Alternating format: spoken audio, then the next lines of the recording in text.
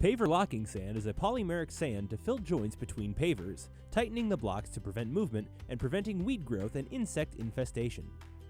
To install, you'll need the following: paver locking sand, a broom, a water hose, safety goggles, and an optional leaf blower for easier installation. Before installation of paver locking sand, put each bag onto the ground or a solid surface and roll the bag as such. This will help to make sure the product is fully mixed and hasn't settled. Start by pouring out the sand. Use a broom to sweep the sand across the patio and into the joints. Joints should be filled with a chamfer if there is one, or to the top of the block if there isn't one. Compact sand into joint spaces as thoroughly as possible. Carefully remove any remaining sand from the paver surface prior to dampening. This can be done with a broom, or for best results, use a leaf blower to clean off the top of the blocks. Use a garden hose with a fine misting nozzle to dampen the filled joint.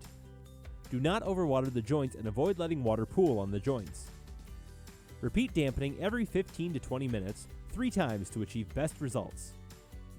Let dry for a minimum of 24 hours before allowing foot traffic and 48 hours before vehicle traffic. Temperatures must remain above 50 degrees Fahrenheit for 12 hours after application. Protect from rain for at least 12 hours. After 48 hours, your project is complete and can be sealed if you would like.